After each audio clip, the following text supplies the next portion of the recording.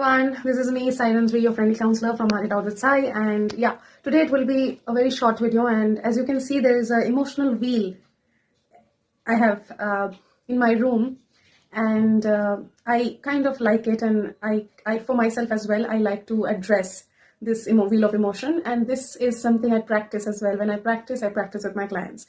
And I think you will see most of the psychologists or counselors or mental health professionals and psychiatrists would use such a emotional wheel to sometimes work with the clients. And it's a very beautiful concept given by Robert, somebody who has from the West, who has designed this emotional wheel with different emotions, primary, secondary emotions, and so many tertiary emotions. And a lot of whole sort of emotions are there in that wheel, and we address our feelings and emotions. So emotion is a very important psychological phenomena happening, and it is one of the beautiful psychological processes, I believe.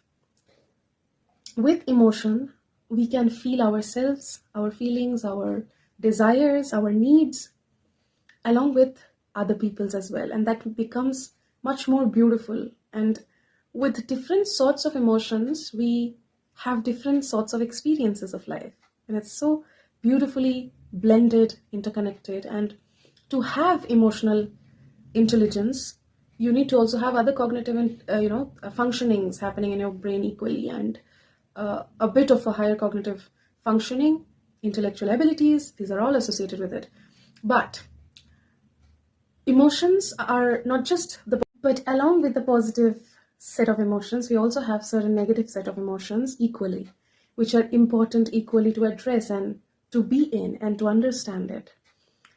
And these positive and negative emotions comes from our conditioning from childhood, social conditioning, comes from our different set of experiences in life, and maybe some core belief systems we hold.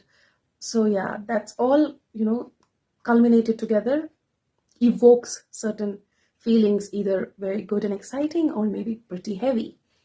And the neurobiological aspect of emotion is also very important to know, that emotions are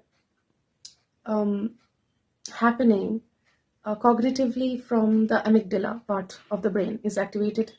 So if someone's amygdala is affected, that person would most likely not understand emotions and not feel that well, and their personalities can also change and impact in this process.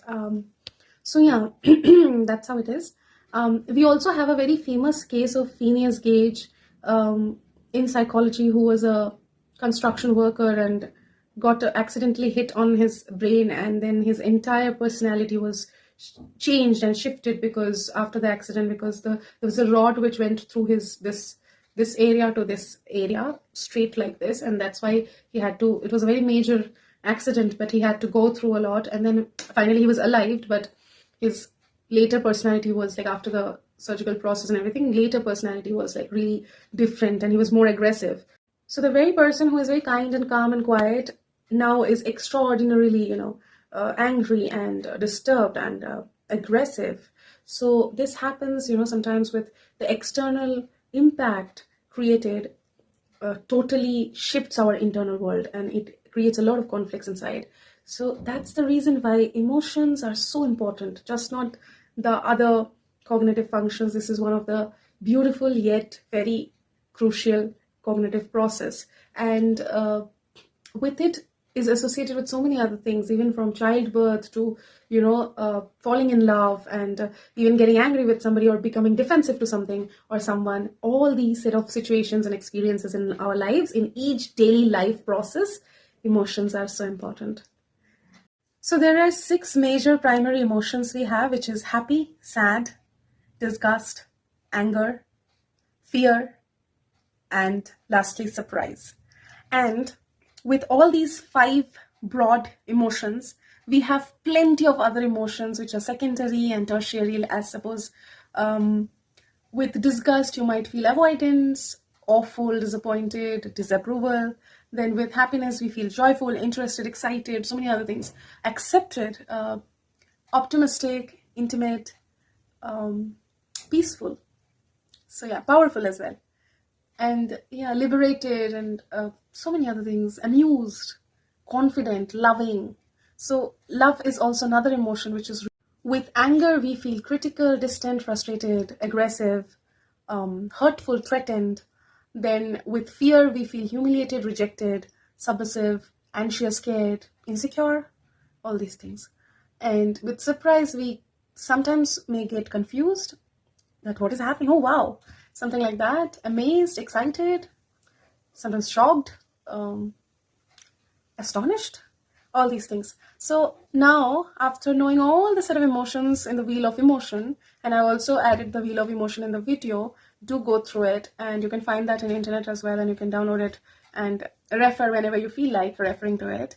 So what I do is, whenever I feel certain things in me, I try to refer this wheel and I try to label my emotions. So I will give you a homework. So take the reference of that wheel and list out some certain positive emotions, certain negative emotions as per currently you're feeling. And you can make this a habit. You can start writing and listing down in your journals and try to figure out that you're feeling a set of emotions. Try to understand and identify why are you feeling it. What is happening physiologically when you're feeling it? If you're anger, if you're feeling angry, if you're seeing yourself that you're into anger, try to identify that what is happening with your breath, what is happening. It is fast paced, or are you feeling something like headaches or some physiological, palpitations or something like that? And then try to breathe, calm yourself down, drink some water, relax yourself, watch some funny games, movies, listen to music, and try to talk to your friends, family, loved ones. But if all these things are not helping you and you're still a lot of angry, and you're still having a lot of heavy emotions, and you have certain things which you can't share to people, feel free to come to therapy.